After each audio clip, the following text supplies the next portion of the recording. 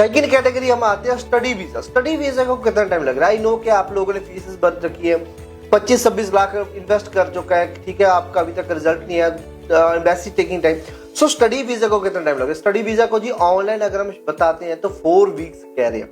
4 weeks मतलब कि 4 हफ्तों में, मतलब 1 महीने के अंदर आपका वीजा आ जाएगा, मतलब कि 1 महीने में, सैटरडे संडे इंक्लूडेड है इसमें। सो इन फील्ड में अगर हम बताएं तो इन फील्ड में जो वीजाज हैं 15, 20, 25 दिन में आ रहे हैं नॉर्मली, कोई दिक्कत वाली बात नहीं स्टडी वीजा वालों पे। स्पाउस ओपन वर्क परमिट वालों का क्या होगा? स्पाउस ओपन वर्क परमिट वालों को काफी लंबा समय वेट करना पड़ रहा है। पहले से ही उनकी थोड़ी सी किस्मत माड़ी रही है, क्योंकि पहले 5-5 महीने वेट करते थे।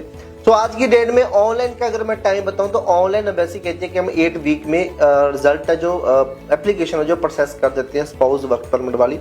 बट फ्यू एप्लीकेशन ऐसी भी है सिमिलरली जिनका रिजल्ट अंडर 2 मंथ में आ जाता है। फ्यू एप्लीकेशन ऐसी भी है।